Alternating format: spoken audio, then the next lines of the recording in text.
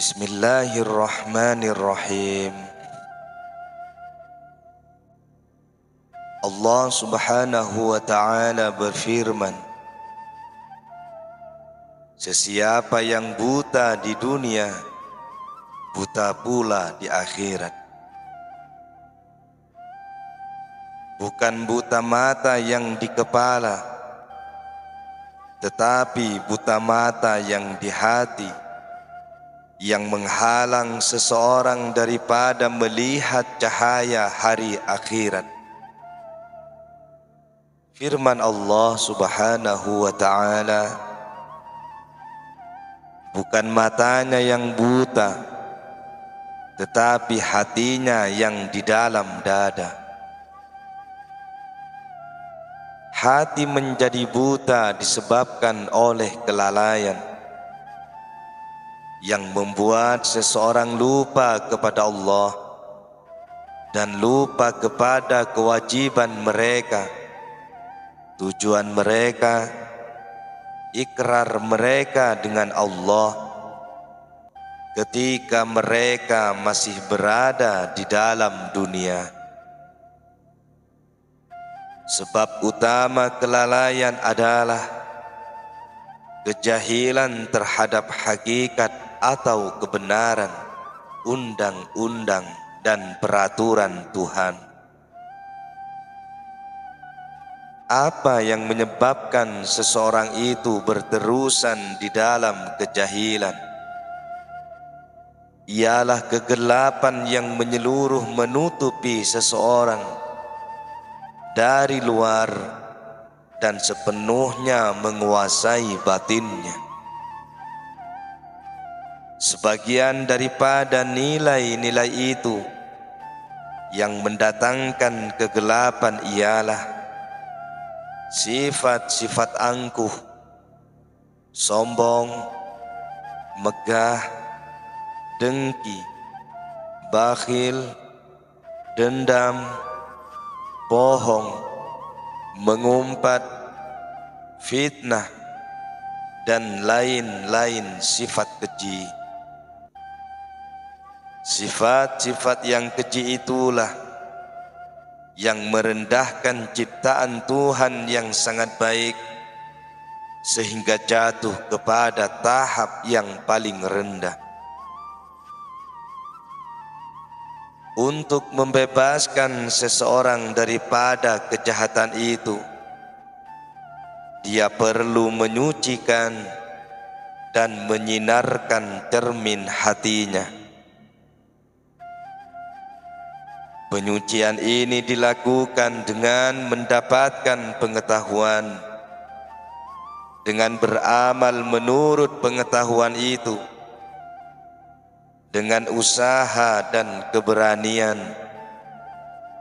melawan ego diri, menghapuskan yang banyak pada diri, mencapai keesaan. Perjuangan ini berterusan sehingga hati menjadi hidup dengan cahaya keesaan, dan dengan cahaya keesaan itu mata bagi hati yang suci, maka akan melihat hakikat sifat-sifat Allah di sekeliling dan pada dirinya.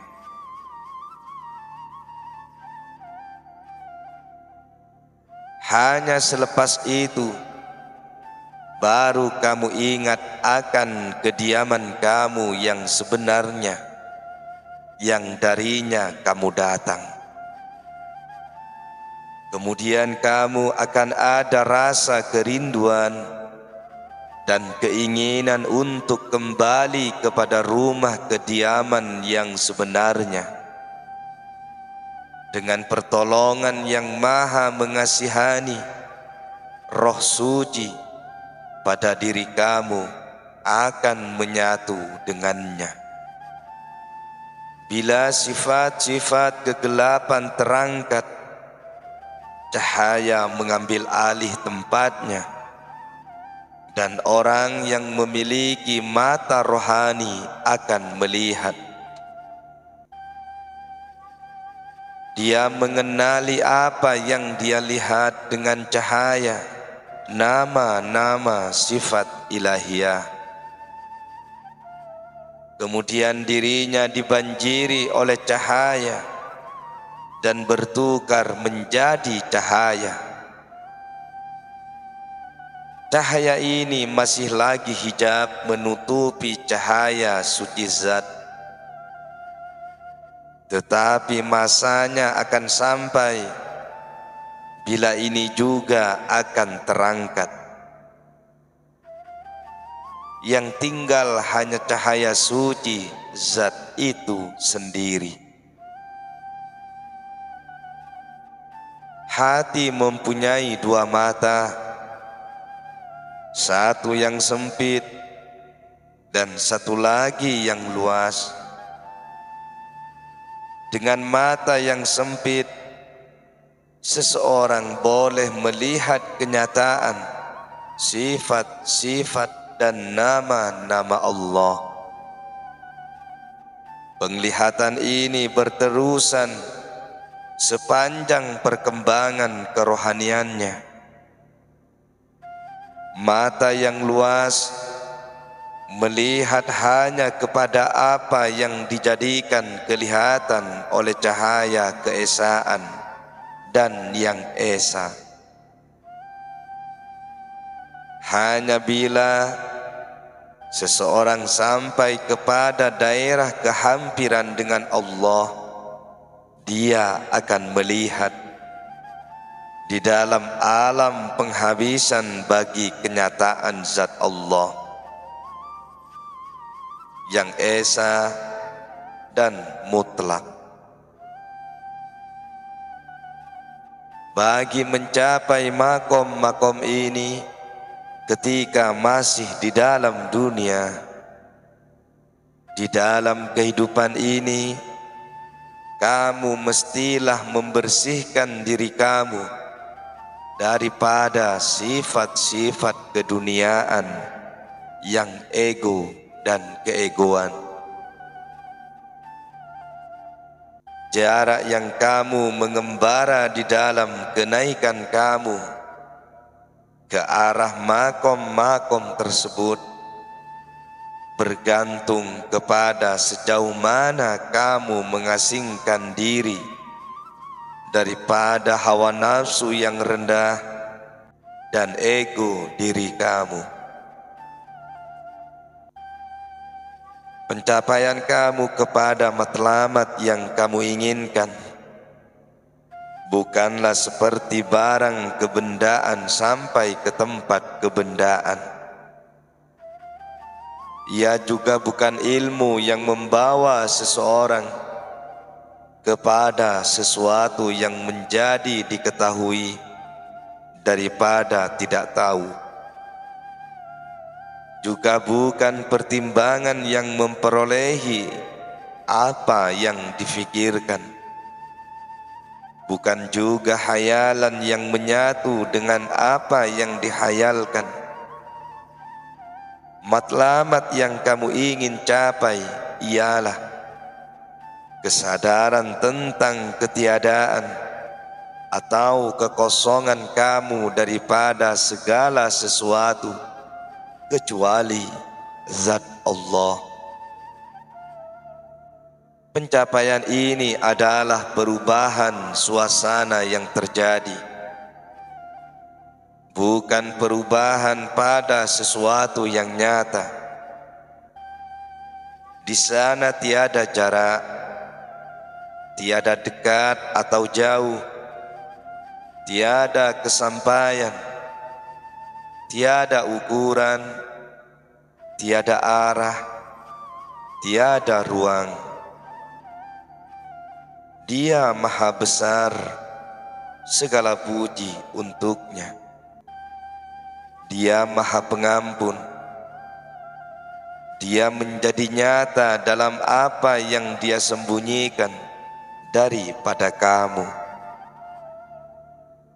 Dia menyatakan dirinya sebagaimana dia melabuhkan tirai di antara dia dengan kamu.